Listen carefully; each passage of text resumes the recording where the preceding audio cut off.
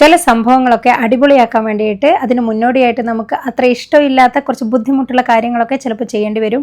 അപ്പോൾ അങ്ങനത്തെ 4 കാര്യങ്ങളാണ് നമ്മൾ ഇന്ന് ഉണ്ടാക്കാൻ പോകുന്നത്. അപ്പോൾ നമുക്ക് നോക്കാം. നിങ്ങളിൽ കുറേ ആളുകൾ ചോദിച്ച ബിരിയാണിയുടെ ഗരം മസാല അടക്കം 4 സംഭവങ്ങളാണ് നമ്മൾ ഇന്ന് ഉണ്ടാക്കി വെക്കുന്നത്.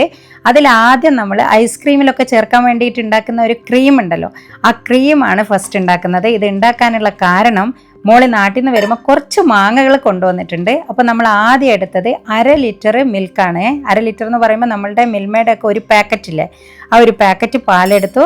പിന്നെ അതിലേക്ക് ഇതാ 1 ടേബിൾ സ്പൂൺ കോൺഫ്ലവർ ആണ് ചേർത്തത്. കുറേ കോൺഫ്ലവർ ആവരുത്, കാരണം അതങ്ങോട്ട് തിക്കായി പോവും. പിന്നെ അതിലേക്ക് 3 ടേബിൾ സ്പൂൺ പഞ്ചസാര ചേർത്തിട്ടുണ്ട്. അതിൽ നമുക്ക് മാറ്റം വരുത്താം മധുരത്തിന് അനുസരിച്ചിട്ട്. അപ്പോൾ ഞാൻ മാങ്ങയുടെ സംഭവങ്ങൾ ഉണ്ടാക്കുന്നതിൽ ഇവിടെ മക്കൾക്ക് ഏറ്റവും ഇഷ്ടം ഐസ്ക്രീമാണ്. ഐസ്ക്രീം മാങ്ങയുടേത് വീട്ടിലുണ്ടാക്കുമ്പോൾ ശരിക്കും പറഞ്ഞാൽ നമ്മൾ അതിനോട് അഡിക്റ്റീവ് ആവും. അതായത് ഭയങ്കര പിന്നെയും കഴിക്കാൻ തോന്നുന്ന അത്രയും രുചിയാണ് നമ്മൾ വീട്ടിൽ മാങ്ങയുടെ ഐസ്ക്രീം ഉണ്ടാക്കുമ്പോൾ. എന്നെങ്കിലും നിങ്ങൾക്ക് ഐസ്ക്രീം ഉണ്ടാക്കി കാണിച്ചു തരികയാണെങ്കിൽ അപ്പോൾ ഈ ക്രീം ഞാൻ അന്ന് സ്കിപ്പ് ചെയ്യും. അപ്പോൾ ഇത് കണ്ടോ, നമ്മളുടെ ആ ഒരു ക്രീം ഇങ്ങനെ കുറുകിയിട്ട് ഇങ്ങനെ തിക്കായിട്ട് വരണം. ഈ ഒരു തിക്നെസ്സിലാണ്, ഇങ്ങനത്തെ ഒരു പാകത്തിലാണ് നമുക്ക് കിട്ടേണ്ടത്. അതിങ്ങനെ വരച്ചിട്ടുണ്ടെങ്കിൽ അത് യോജിക്കില്ല, അവിടെ ഒരു വര വരും. അതാണ് അതിൻ്റെ ഒരു പാകം എന്ന് പറയുന്നത്. മാത്രമല്ല നമ്മളിങ്ങനെ ഒഴിക്കുമ്പോൾ അതിങ്ങനെ സ്മൂത്തായിട്ട് ഒഴുകി വരണം, അത്രയാണ് അതിൻ്റെ കട്ടി ഉണ്ടാവുക. പിന്നെ ആ ചൂടുള്ള പാത്രത്തിൽ നിന്ന് നമ്മളൊരു മറ്റൊരു പാത്രത്തിലേക്ക് അത് മാറ്റും. എന്നിട്ട് തണുക്കാൻ വേണ്ടിയിട്ട് അതിനെ വെക്കണം. അപ്പോൾ ആ തണുക്കാൻ വേണ്ടിയിട്ട് വെക്കുമ്പോൾ നമ്മളൊരു പാച്ച്മെൻറ്റ് പേപ്പർ അല്ലെങ്കിൽ ബേക്കിംഗ് പേപ്പർ ഉണ്ടല്ലോ, അതോ അല്ലെങ്കിൽ എന്തെങ്കിലും ഒന്ന് എടുത്തിട്ട് അതിൻ്റെ മേലെ ഒന്ന് മൂടി വെക്കണം. അതെന്താണെന്ന് വെച്ചാൽ അങ്ങനെ മൂടി വെച്ചില്ലെങ്കിൽ ഇതിങ്ങനെ ഓപ്പൺ ആയിട്ട് വെക്കുമ്പം അതിൻ്റെ മേലെ ഇങ്ങനെ ഒരു പാട വരും. അപ്പോൾ അങ്ങനെ ഇല്ലാതിരിക്കാൻ വേണ്ടിയിട്ടാണ് നമ്മൾ അപ്പോൾ തന്നെ ഇങ്ങനെ ചെയ്യുന്നത്. ഇനി എന്നെ പോലത്തെ ഭക്ഷണ കൊതിച്ചുകളൊക്കെ ഇവിടെ ഉണ്ടെന്നുണ്ടെങ്കിൽ ഒന്ന് കമൻറ്റ് ചെയ്യണം. അതായത് ഈ മധുരമൊക്കെ നല്ല ഇഷ്ടമുള്ളവരുണ്ടാവില്ല, നല്ല രസമാട്ടോ ഇത്. നമുക്ക് അങ്ങനെയാണെങ്കിൽ ഇതിൻ്റെ റെസിപ്പി വേണമെന്നുണ്ടെങ്കിൽ ഒന്ന് കമൻറ്റ് ചെയ്താൽ ഒരു ദിവസം നമുക്ക് ഈ സംഭവം മാങ്ങ ഐസ്ക്രീമും അങ്ങനത്തെ എന്താണോ നിങ്ങൾക്ക് ഇഷ്ടമുള്ള സാധനങ്ങളൊക്കെ വെച്ചിട്ട് ഒരു വീഡിയോ ചെയ്യാം. ഇനി അടുത്തതെന്ന് പറഞ്ഞാൽ ഞാൻ ലാസ്റ്റ് നമ്മുടെ മാലിയുടെ ഒരു റെസ്റ്റോറൻറ്റിനെ കുറിച്ചിട്ടൊക്കെ ഒരു വീഡിയോ ഇട്ടില്ലേ, അതിൽ നമ്മൾ ചെമ്മീൻ ഇട്ടിട്ട് ആ ചോറ് ഭയങ്കര രുചിയാണ്. ആ ചെമ്മീനിൻ്റെ മേലെ ഒഴിക്കുന്ന ഒരു ഗാർലിക് സോസ് ഉണ്ടാക്കിയിരുന്നു. ആ ചോറിൽ നമ്മൾ 2 സോസായിരുന്നു ഉണ്ടായിരുന്നത്. ഒന്ന് ആ ഗാർലിക് സോസ് ചെമ്മീൻ്റെ മേലെ ഉള്ളതും, പിന്നെ ചോറിൻ്റെ മേലെ നിങ്ങൾക്ക് ഇപ്പോൾ തൽക്കാലം വേണമെങ്കിൽ ബാർബിക്യൂ സോസ് കിട്ടുകയാണെങ്കിൽ അത് ഏകദേശം ആ ഫ്ലേവർ തന്നെയാണ് വരുന്നത്. പിന്നെ നമ്മൾ ആ ഗാർലിക് സോസ് ആണ് ഇപ്പോൾ ഉണ്ടാക്കുന്നത്. ഈ ഗാർലിക് സോസ് ഉണ്ടാക്കുമ്പോൾ ഫസ്റ്റ് നിങ്ങൾ ചെയ്യേണ്ട കാര്യം, നമ്മൾ കുറച്ച് പാല്, അതായത് 1/2 ലിറ്റർ പാലിലുള്ളതാണ് ഉണ്ടാക്കുന്നത്. അപ്പോൾ ആ 1/2 ലിറ്റർ പാല്, അതായത് 2 കപ്പ് മിൽക്ക്, ആ 2 കപ്പ് പാല് നമ്മൾ നല്ലോണം തണുപ്പിക്കണം. ആ ഗാർലിക് സോസ് അല്ലെങ്കിൽ ഈ വൈറ്റ് സോസ് ഒക്കെ നന്നാവാൻ വേണ്ടിയിട്ടുള്ള ഫസ്റ്റ് ടിപ്പ് എന്ന് പറയുന്നത് അതാണ്. അതായത് നല്ല തണുത്ത പാലായിരിക്കണം, എങ്കിൽ മാത്രമേ നമ്മളുടെ ആ ഒരു സോസ്, ആ വൈറ്റ് സോസ് ഉണ്ടാക്കുമ്പോൾ നന്നാവൂ, അല്ലെങ്കിൽ അത് കട്ട പിടിച്ച് പോകും.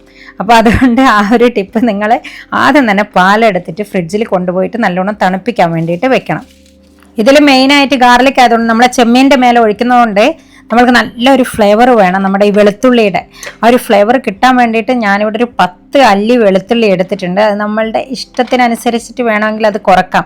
കാരണം ഈ വൈറ്റ് സോസ് ഇപ്പം നമ്മൾ ഉണ്ടാക്കുന്ന ഈ സെയിം സോസാണ് നമ്മൾ പാസ്ത ഉണ്ടാക്കൂലേ, ഈ മക്രോണിയൊക്കെ വെച്ചിട്ട് ഒരു വൈറ്റ് ക്രീമിൽ, ഒരു വെള്ള ക്രീമിൽ ഇങ്ങനെ ആയിട്ട് നല്ല രുചിയുള്ള ആ ഒരു സംഭവത്തിനും നമ്മൾ ഈ സെയിം ആണ് എടുക്കുന്നത്. അതിൻ്റെ അളവ് പറയുകയാണെങ്കിൽ 200 ഗ്രാം മക്രോണി അല്ലെങ്കിൽ പാസ്തയ്ക്കുള്ള അളവിലുള്ള ഒരു ക്രീമാണ് ഉണ്ടാക്കുന്നത്.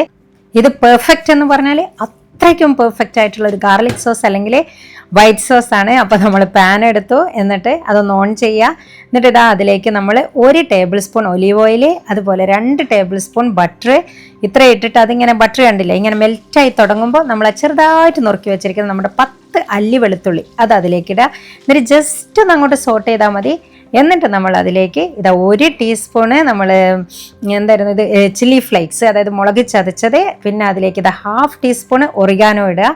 ഇപ്പോൾ നമ്മുടെ വീട്ടിൽ നല്ലൊരു മണം വരും. ഇതിങ്ങനെ വഴറ്റി വരുമ്പോൾ ആ ഒരു മണം എന്ന് പറഞ്ഞാൽ 2 മിനിറ്റാണ് നമ്മൾ സിമ്മിലിട്ടിട്ട് ഇതിനെ ആക്കേണ്ടത്, ഇങ്ങനെ സോട്ട് ചെയ്തെടുക്കേണ്ടത്. എന്നിട്ട് അതിലേക്ക് ഇതാ 2 ടേബിൾ സ്പൂണ് നമ്മൾ മൈദ ഇടണം. ഇതൊക്കെ സിമ്മിലാണ്. 2 ടേബിൾ സ്പൂൺ മൈദ ഇട്ടിട്ട് ഇങ്ങനെ കണ്ടില്ല, ഇങ്ങനെ മേലേക്ക് ഇങ്ങനെ പത പോലെ വരുന്ന ആ സമയത്താണ് നമ്മൾ പാലൊഴിക്കുന്നത്. അതായത് അതിനൊരു 3 മിനിറ്റാണ് എടുക്കുക. ആ ഒരു മൈദ ഇട്ടിട്ട് ഇങ്ങനെ അതിലിട്ട് സോട്ട് ചെയ്യാൻ വേണ്ടിയിട്ട് നമ്മൾ ബട്ടറിലിട്ടിട്ട്. അപ്പോൾ ഇത് നമ്മളെല്ലാം സിമ്മിലിട്ടിട്ടാണ് ചെയ്യുന്നത്. ഇത് മെല്ലെ അതിലേക്ക് നമ്മുടെ പാല് 1/2 ലിറ്റർ പാലാണ്. ആ തണുത്ത പാല് അതിലേക്ക് അങ്ങോട്ട് ഒഴിച്ചു കൊടുക്കുക. തണുത്ത പാൽ ഒഴിച്ചില്ലെങ്കിൽ ഇപ്പോൾ മൈദ ഇങ്ങനെ ചിലപ്പോൾ കട്ട കെട്ടാനുള്ളൊരു ചാൻസ് ഉണ്ട്. അതുകൊണ്ടാണ് ഞാൻ പറഞ്ഞത് ഇത് നന്നാവണമെങ്കിൽ നല്ല തണുത്ത പാലായിരിക്കണം. ഇപ്പം നമ്മൾ മീഡിയം ഫ്ലെയിമിലേക്ക് മാറ്റിയിട്ടാണ് ഇത് ചെയ്യുക. അതൊരു 3 മിനിറ്റൊക്കെ എടുക്കും. അപ്പോൾ ഇങ്ങനെ നല്ല ഒരു കുറച്ച് കുറുകിയ പോലെ കിട്ടും. അപ്പോൾ അതിലേക്ക് ഒരു 1/2 ടീസ്പൂൺ കുരുമുളക് പൊടിയും അതുപോലെ തന്നെ 1/2 ടീസ്പൂണ് ഉപ്പും കൂടെ ഇടുക. ഇതാണ് ആ ഒരു തിക്നെസ് ഒക്കെ നോക്കാനുള്ള ഒരു ഐഡിയ എന്ന് പറഞ്ഞാൽ നമ്മൾ അത് ഓഫ് ചെയ്തിട്ടാണ് പിന്നെ ഈ ചീസ് ഷീറ്റ് ഇടുന്നത്. ഇതിൽ മൊസറല്ല ചീസ് ഒന്നും ഇടരുത്. നമ്മൾ സാധാരണ സാൻഡ്വിച്ചിൻ്റെ ചീസ് ഷീറ്റ് കിട്ടൂലേ, ആ ഒരു സ്ലൈസസ് അല്ലേ, ചീസ് സ്ലൈസസ്, അത് ആ സംഭവം വാങ്ങിയിട്ട് അത് അതിലേക്ക് ഇടുക. എന്നിട്ട് ഇതിനെ നന്നായിട്ടൊന്ന് അങ്ങോട്ട് മിക്സ് ചെയ്ത് കൊടുക്കുക. ഇങ്ങനത്തെ ഒരു തിക്നെസ്സിലായിരിക്കണം നമ്മുടെ ക്രീം ഉണ്ടാവേണ്ടത്. രുചി നോക്കിയാൽ ഒന്നും പറയണ്ട, അത്ര രുചിയാണ്, നല്ല രസമാണ്.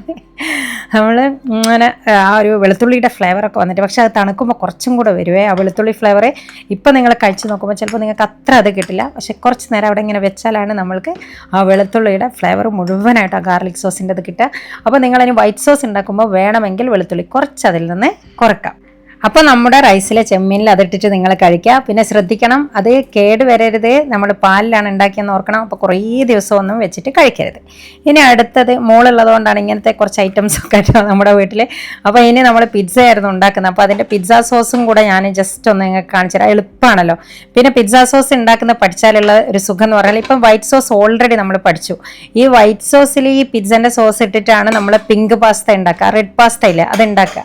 എളുപ്പത്തിൽ അങ്ങനെ ഉണ്ടാക്കാം. അല്ലെങ്കിൽ ഉള്ളത്, ഞാൻ നിങ്ങൾക്ക് ഇതൊക്കെ ഇഷ്ടമുണ്ടെങ്കിൽ എനിക്ക് ഒന്ന് പറയണേ, ഞാൻ വൈറ്റ് പാസ്തയും റെഡ് പാസ്തയൊക്കെ ഉണ്ടാക്കുന്നത് പറഞ്ഞുതരാം. അപ്പം നമ്മളിവിടെ ആ പിസ്സ സോസൊക്കെ നല്ല നമ്മുടെ ഒരു സ്റ്റൈലിലാട്ടോ, നമ്മുടെ ഇന്ത്യൻ സ്റ്റൈലിലാണ് ഉണ്ടാക്കുന്നത്. അപ്പോൾ അതിലിതാ നമ്മൾ ഒരു വലിയ ഉള്ളി, അതുപോലെ 3 അത്യാവശ്യം വലിയ തക്കാളിയാണ് എടുത്തത്, 3 തക്കാളി. പിന്നെ അതിലേക്ക് വേണ്ടത് വെളുത്തുള്ളിയാണ്. വെളുത്തുള്ളി ഒരു 4-5 അല്ലി അത്ര മതി. ഇതിന് പിന്നെ പ്രത്യേകിച്ച് അളവൊന്നുമില്ല, നമുക്കത് നമ്മുടെ രുചിക്കനുസരിച്ചിട്ട് മാറ്റാം. പിന്നെ അതിലെ വറ്റൽമുളകാണ് ഇട്ടത്, 5 വറ്റൽമുളക് അത്ര ഇട്ടിട്ട് ഇതാ നമ്മളവിടെ കുക്കറിൽ വെച്ചു. ഇനി നമ്മുടെ സ്പെഷ്യൽ ഐറ്റം നിങ്ങളെല്ലാവരും ആകാംക്ഷയോടെ കാത്തിരിക്കുന്ന നമ്മുടെ ഗരം മസാലയാണ് കേട്ടോ, ബിരിയാണിയുടെ ഗരം മസാല. കുറേ പേര് ചോദിച്ചിരുന്നു ആ ബിരിയാണി കണ്ടിട്ട്. കുറേ ആളുകളൊക്കെ ഉണ്ടാക്കിയിട്ട് നല്ലതായി എന്നുള്ള അഭിപ്രായമൊക്കെ പറഞ്ഞിരുന്നു. എനിക്കതിൽ ഒരുപാട് സന്തോഷം. അതിനേക്കാളേറെ ഒരുപാട് ഇഷ്ടം നിങ്ങളോട്.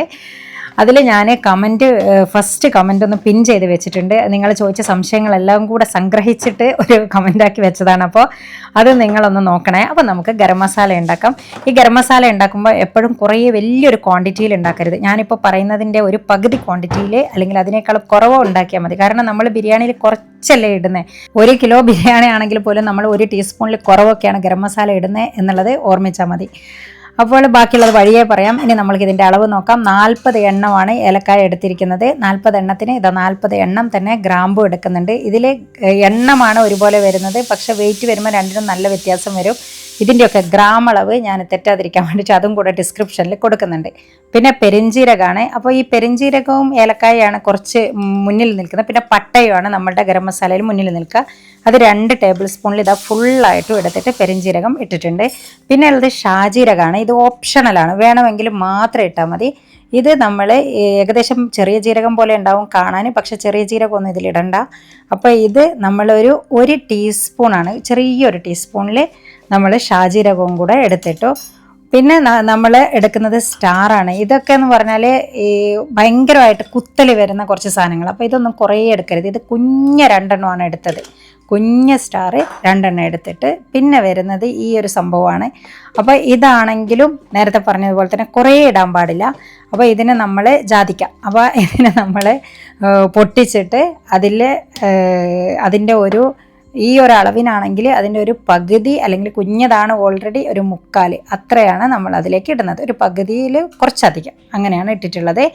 ബാക്കി ഞാൻ അവിടെ നിന്ന് കണ്ടല്ലോ മാറ്റി വെച്ചിട്ടുണ്ട്. ഇനി അടുത്ത സംഭവം ഇതിലേക്ക് വരുന്നത് ഈ ഒരു ജാതിപത്രിയാണ്. അപ്പോൾ ജാതിപത്രിയും അതുപോലെ തന്നെ അധികം ഇടരുത്, ഒരു കുഞ്ഞ 2 നമ്മൾ ഈ ഒരളവിന് ഇട്ടിട്ടുള്ളത്. മറ്റേ നിങ്ങൾ കുറച്ചൊക്കെ ഉണ്ടാക്കുമ്പോൾ ഇത്ര ഒന്ന് അതിനെ കുഞ്ഞതെടുത്തിട്ട് ഇടണം. അടുത്തത് പട്ടയാണ്. പിന്നെ ഒരു നല്ലൊരു സ്മെല്ല് കൊടുക്കുന്നത് കണ്ടോ, ഈ ഒരു വിരലിൻ്റെ ഒരു സൈസ് നിങ്ങൾക്ക് കാണുമ്പോൾ തന്നെ മനസ്സിലായിട്ടുണ്ടാവും. അപ്പോൾ അതിൻ്റെ ഒരു പകുതി എടുത്തു, എന്നിട്ട് ഇതുപോലെ ആക്കിയിട്ട് നമ്മളതിനെ കുഞ്ഞു കഷ്ണങ്ങളാക്കിയിട്ട് അതും കൂടെ എടുത്തു. പട്ട പിന്നെ വ്യത്യാസം ഉണ്ടാവും, ചിലത് നല്ല കട്ടിയുള്ളതാവും, ചിലത് നല്ല തിന്നായിട്ടുള്ളതാവും. ഇതൊരു മീഡിയം ലെവലിലുള്ള ഒരു സംഭവമാണ്. അപ്പോൾ ഇതൊക്കെ നല്ല ക്വാളിറ്റി ഉള്ളത് വാങ്ങുന്നതിനനുസരിച്ചിട്ട് നമുക്ക് നല്ല അതിൻ്റെ ഒരു അരോമയും കൂടെ കുറച്ച് വ്യത്യാസപ്പെടും. പിന്നെ ഉലുവയാണ് എടുത്തത്, അതൊരു 1/2 ടീസ്പൂണാണ് ഉലുവ നമ്മൾ ഇതിനെടുത്തിട്ടുള്ളത്. കുരുമുളകും അതുപോലെ തന്നെ 1/2 ടീസ്പൂണാണ് കുരുമുളക് എടുത്തിട്ടുള്ളത്. ചെറിയ ക്വാണ്ടിറ്റിയിലാണ് ഉലുവയും കുരുമുളകും. ഞാൻ നേരത്തെ പറഞ്ഞ പോലെ എല്ലാം ഞാൻ അളന്നിട്ട് കറക്റ്റ് അളവ് കുറച്ച് എളുപ്പത്തിന് വേണ്ടിയിട്ട് അതും കൂടെ ഞാൻ ഡിസ്ക്രിപ്ഷനിൽ കൊടുക്കുന്നുണ്ട്. ഇനി നമ്മൾ വറുക്കാൻ വേണ്ടിയിട്ട് വറുക്കാൻ എടുക്കുമ്പം കുറച്ച് ചുവട് കട്ടിയുള്ള ഒരു ചീനച്ചട്ടി ഉണ്ടെങ്കിൽ അതാണ് കുറച്ചും കൂടെ ബെറ്റർ. എപ്പോഴും ലോ ഫ്ലെയിമിൽ വെക്കണം. എന്നിട്ട് അതിലേക്ക് കട്ടിയുള്ളത് എന്താണോ അതിനനുസരിച്ചിട്ടാണ് നമ്മളുടെ ഹോൾ സ്പൈസസ് അതിലേക്ക് ഇടുക. ആദ്യം ഏലക്കായ ഇട്ടു, പിന്നീട് നമ്മൾ പട്ടയും മറ്റേ ആ സ്റ്റാറും ഇട്ടു. അങ്ങനെ ഓരോന്നിൻ്റെ കട്ടിക്കനുസരിച്ചിട്ട് അതൊന്നും കുറേ നേരം വഴറ്റരുത്, ജസ്റ്റ് ഒന്ന് അങ്ങോട്ട് ഒന്ന് വഴറ്റി കൊടുത്തിട്ട് അതിലേക്ക് ഗ്രാമ്പൂ ഇങ്ങനത്തെ സംഭവങ്ങളൊക്കെ ഇങ്ങനെ 1 by 1 ആയിട്ട് ഇടുക. പക്ഷെ കുറേ നേരമൊന്നും വേണ്ട, ജസ്റ്റ് ഒന്ന് അങ്ങോട്ട് സോട്ട് ചെയ്യുക. എന്നിട്ട് അതിൻ്റെ ശേഷം ജീരകം ഏറ്റവും ലാസ്റ്റായിട്ട് ജീരകം ആ സംഭവമൊക്കെ ഇട്ടു. എന്നിട്ട് ഇതിനെ ഇനി ഒരുമിച്ചിട്ട് എല്ലാം കൂടെ ഒന്ന് മിക്സാക്കി എടുത്തിട്ട് സിമ്മിലിട്ടിട്ട് തന്നെ നമ്മൾക്ക് ആ കളർ ഇങ്ങനെ ചേഞ്ച് ചെയ്യുന്നത് കാണും. നമ്മളുടെ ഏലക്കായുടെ തോല് നോക്കിയാൽ മതി, അതിൽ ഇങ്ങനെ ചെറിയൊരു മാറ്റം വരും, അതിങ്ങനെ വറന്ന് വരുന്നതിലുള്ള. പിന്നെ നമ്മളുടെ ജീരകത്തിലും ചെറിയൊരു ചേഞ്ച് വരും. ആ ജീരകമൊക്കെ എടുത്തിട്ട് നമ്മളൊന്ന് കടിച്ച് നോക്കിയിട്ടുണ്ടെങ്കിൽ നമുക്ക് മനസ്സിലാവും ആ വറുത്തിട്ടുണ്ടെന്നുള്ള ആ ഒരു കിരിക്കിരി ആ ശബ്ദമില്ല ഞാൻ പറയുന്നത്, ആ ഒരു ശബ്ദം വന്നിട്ടുണ്ടാവും. എന്നിട്ട് അത് വേഗം തന്നെ വേറൊരു പാത്രത്തിലേക്ക് മാറ്റണം, അല്ലെങ്കിൽ അടിയിൽ കരിയും. എന്നിട്ട് അതിൻ്റെ ശേഷം നല്ല ഫൈനായിട്ട് നല്ലോണം ഇതിനെ പൊടിച്ചെടുക്കണം. ഈ ഗരം മസാല എന്ന് പറയുന്നത് തന്നെ ഓരോ ഭക്ഷണത്തിനനുസരിച്ചിട്ടും ശരിക്കും അതിൽ വ്യത്യാസമുണ്ട്. ഇപ്പം നമ്മൾ ഒരു ഇറച്ചിക്കറിയിൽ ഇടുന്നതല്ല ചിക്കൻ കറിയുടെ ഗരം മസാല, ചിക്കൻ കറി അതുപോലെ തന്നെ ബിരിയാണി ആണെങ്കിലും മലബാർ ബിരിയാണി അല്ലെങ്കിൽ ദം ബിരിയാണീൻ്റെ എല്ലാം മറ്റേ ബിരിയാണിയിൽ ഉണ്ടാവും, വേറൊരു ഭാഗത്തേക്ക് പോകുമ്പോഴുള്ള ബിരിയാണിയിൽ ഉണ്ടാവുക ആ സംഭവമല്ല. നമ്മുടെ നാട്ടിൽ നിന്ന് പുറത്തേക്ക് പോകുമ്പോൾ ഇപ്പോൾ ഹൈദരാബാദി ബിരിയാണി എന്നൊക്കെ പറയുമ്പം അതിലിടുന്ന മസാലകൾ വ്യത്യാസമാണ്. ഇതൊക്കെ ഇങ്ങനെ പറഞ്ഞു തരണമെന്ന് എനിക്ക് നല്ല ആഗ്രഹമുണ്ട്, നോക്കട്ടെ ഇൻഷാ അല്ലാ. അപ്പോൾ നമ്മളുടെ ഗരം മസാല കണ്ടില്ല ഇങ്ങനെ ഫൈനായിട്ട് പൊടിയണം. നല്ല മണം എന്ന് പറഞ്ഞാൽ അത്രയ്ക്കും നല്ലൊരു സ്മെല്ല് നിറച്ചും കൊണ്ട് പരക്കും, അത്ര നല്ലൊരു മണമാണ് ഇതിന്. അപ്പോൾ ഇങ്ങനെ നന്നായിട്ട് പൊടിഞ്ഞ് കിട്ടണം. ഇൻ കേസ് നല്ലോണം പൊടിഞ്ഞില്ല എന്നുണ്ടെങ്കിൽ നിങ്ങൾക്ക് വേണമെങ്കിൽ ഒരു നമ്മളെ അരിപ്പ വെച്ചിട്ടൊന്ന് ജസ്റ്റ് ഒന്ന് അങ്ങോട്ട് അരിച്ചു കൊടുക്കുകയും ചെയ്യാം. അപ്പോൾ ഇതിനെ നിങ്ങൾ എടുത്ത് വെക്കുമ്പോൾ നല്ല എയർ ടൈറ്റ് ആയിട്ടുള്ള നല്ലൊരു കണ്ടെയ്നറിൽ തന്നെ എടുത്ത് വെക്കണം. അതായത് അതിൻ്റെ മണം നമ്മളിങ്ങനെ സൂക്ഷിച്ച് വെക്കണം. അതാണ് അതിൻ്റെ ഒരു സംഭവം, രുചി എല്ലാം കിടക്കുന്നത് ആ ഒരു സ്മെല്ലിലാണ്. അപ്പോൾ നിങ്ങൾ ഉണ്ടാക്കി നോക്കണം. എന്ത് സംശയം ഉണ്ടെങ്കിലും നിങ്ങൾക്ക് ചോദിക്കാം, ഞാൻ എന്ത് വേണമെങ്കിലും നിങ്ങൾക്ക് പറഞ്ഞു തരും. ഉണ്ടാക്കിയിട്ട് എന്തെങ്കിലും ഈ ഗരം മസാലയുടെ ഫ്ലേവറിൽ എന്തെങ്കിലും ഒരു എൻഹാൻസ് ചെയ്ത് നിൽക്കുന്നുണ്ട്, അങ്ങനെയൊക്കെ ആണെങ്കിൽ കൂടിപ്പോയി എന്നൊക്കെ തോന്നുന്നുണ്ടെങ്കിൽ നിങ്ങൾ അതിലേക്ക് പെരിഞ്ചീരകമോ അല്ലെങ്കിൽ ഏലക്കായോ ഒന്ന് വറുത്തിട്ട് അതൊന്നും കൂടെ അങ്ങോട്ട് അതിൽ ആഡ് ചെയ്ത് കൊടുത്താൽ മതി. അപ്പം നമ്മൾക്ക് എല്ലാ രുചികളും ഒന്ന് യോജിച്ച് കിട്ടും. ഓക്കെ, ഇനി നേരത്തെ നമ്മളുടെ ആ കുക്കർ അതൊരു 2 വിസിൽ വന്നപ്പോൾ ഞാൻ ഓഫാക്കിയിട്ടുണ്ടായിരുന്നു. അപ്പോൾ ഇത് ഞാൻ ജസ്റ്റ് വേഗം ഒന്ന് പറഞ്ഞു തരാം. പിസ്സ സോസാണ്, നല്ല രുചിയുള്ള സംഭവമാണ്. അപ്പോൾ ആദ്യം ഒലീവ് ഓയിൽ ഒഴിച്ചു, എന്നിട്ട് അതിലേക്ക് 1 ടീസ്പൂണൊക്കെ നമ്മൾ പിന്നെ കാശ്മീരി ചില്ലി പൗഡർ ഇട്ടു. അതൊരു നല്ലൊരു കളർ കിട്ടാൻ വേണ്ടിയിട്ടാണ്. എന്നിട്ട് അതിലേക്ക് നമ്മൾ നേരത്തെ അരച്ച് വെച്ചില്ലേ, നേരത്തെ കുക്കറിൽ വേവിച്ച് വെച്ച ഉള്ളി, തക്കാളി, പിന്നെ വറ്റൽമുളക്, വെളുത്തുള്ളി, ഇത്രയും സാധനമില്ലേ അത് നന്നായിട്ട് അരച്ചത് അത് അതിലേക്ക് ഒഴിച്ച ഉടനെ തന്നെ ജസ്റ്റ് ഒന്ന് മിക്സ് ചെയ്തിട്ട് വേഗം അങ്ങോട്ട് മൂടി വെക്കണം. കാരണം ഇത് ചൂടാവുമ്പോൾ പിന്നെ മേലേക്ക് ഇങ്ങനെ തെറിക്കാൻ തുടങ്ങും, ഭയങ്കരമായിട്ട് തെറിക്കും. അതുകൊണ്ടാണ് നമ്മളിവിടെ ചൂട് കെട്ടിയല്ല നല്ലോണം ഇങ്ങനെ ആഴത്തിലുള്ള കുറച്ച് എന്താണ് പറയുക, ഇങ്ങനെ വട്ടത്തിലുള്ള അങ്ങനത്തെ പാത്രത്തിൽ ഉണ്ടാക്കുന്നത്. അങ്ങനത്തെ പാത്രത്തിൽ വേണം ഇത് ഉണ്ടാക്കാൻ. പരന്ന പാത്രത്തിലാകുമ്പോൾ ഫുള്ള് തെറിക്കും. അപ്പോൾ അങ്ങനെ തെറിക്കാതിരിക്കാൻ വേണ്ടിയിട്ട് ഇങ്ങനെ ഒരു സംഭവം വെക്കുക, എന്നിട്ട് അവിടെ മൂടി വെക്കുക. എന്നിട്ട് ബാക്കിയുള്ള സാധനങ്ങളൊക്കെ അതിലേക്ക് ഇടുമ്പം എന്ത് ചെയ്യണം എന്ന് വെച്ചാൽ നമ്മൾ സ്വിച്ച് ഓഫ് ചെയ്തതിന് ശേഷം മൂടി തുറന്നിട്ട് വേണം സംഭവങ്ങളൊക്കെ അതിലേക്ക് ഇടാൻ വേണ്ടിയിട്ട്. പിന്നെ ഇതിന് പ്രത്യേകിച്ച് അളവൊന്നുമില്ല, എന്നാലും ഞാനിവിടെ ഇട്ടതിൻ്റെ ഒരു അളവൊക്കെ പറഞ്ഞുതരാം. ഇതിപ്പോൾ 1 ടേബിൾ സ്പൂണ് നമ്മൾ ടൊമാറ്റോ കെച്ചപ്പ് ഇട്ടു, പിന്നെ കുറച്ചൊരു 1/2 ടീസ്പൂണ് 1 ടീസ്പൂണൊക്കെ സോൾട്ട് ഇട്ടു, 1 ടീസ്പൂണ് പഞ്ചസാര ഇട്ടു, പിന്നെ ഒരു 1.5 ടീസ്പൂണൊക്കെ ആയിട്ട് നമ്മളുടെ ഒറിഗാനോ ഇട്ടു, പിന്നെ കുറച്ച് ചില്ലി ഫ്ലേക്സും ഇട്ടിട്ടുണ്ട്, ഒരു ഇത്തിരി അത് നമ്മൾ നോക്കിയിട്ട് സ്പൈസി ആണോ നോക്കിയതിന് ശേഷം മാത്രം മതിയെ ചില്ലി ഫ്ലേക്സ് ഇടുക. എന്നിട്ട് എല്ലാം കൂടെ മിക്സ് ചെയ്യുക, മൂടി വെക്കുക. എന്നിട്ട് ഇങ്ങനെ ഇതുപോലെയല്ലേ വറ്റി വരുന്നത് വരെ അങ്ങോട്ട് മൂടി വെക്കുക. പിന്നെ തുറന്നാൽ മേലേക്ക് തെറിക്കൊന്നുമില്ല, കാരണം അതിൻ്റെ വെള്ളം മുഴുവനും പോയില്ലേ. ഇതിങ്ങനെ ആവണം ഈ ഒരു പിസ്സ സോസ് എന്ന് പറയുന്നത്. എന്നിട്ട് കണ്ടില്ലേ വീഴുന്നതൊക്കെ, അങ്ങനെ നമ്മളൊന്ന് തട്ടിക്കൊടുക്കുമ്പോഴാണ് അത് താഴേക്ക് വീഴുക. ആ ഒരു പരുവത്തിലായി കിട്ടണം. എന്നിട്ട് അത് രുചി നോക്കിയാൽ ഒരു രക്ഷയുണ്ടാവില്ല, കാരണം നമ്മളുടെ ഫ്ലേവറാണത്. ഇന്ത്യൻ ആ ഒരു സ്പൈസിയും പിന്നെ സ്വീറ്റ്നെസ്സും എല്ലാം കൂടെ നിങ്ങൾക്ക് അനുസരിച്ചിട്ട് അതിൽ എന്ത് വേണമെങ്കിലും മാറ്റങ്ങൾ വരുത്താം. അതായത് മധുരം വേണമെങ്കിൽ അങ്ങനെയൊക്കെ ഇടാം. അങ്ങനെ കഴിച്ചുകൊണ്ടിരിക്കുന്ന അത്ര രുചിയുള്ളൊരു സംഭവമാണ് ഇത്. അപ്പോൾ നിങ്ങൾക്ക് ഇത്രയും കണ്ടതിൽ ഏതെങ്കിലുമൊക്കെ റെസിപ്പീസ് വേണമെങ്കിൽ എനിക്ക് കമൻറ്റായിട്ട് പറയണം. നിങ്ങൾക്ക് എന്ത് സംശയം ഉണ്ടെങ്കിലും ചോദിക്കണം. മാത്രമല്ല നമ്മുടെ പെരുന്നാളിന് എന്തുണ്ടാക്കണം എന്നുകൂടെ ഒന്ന് പറഞ്ഞേക്കണം.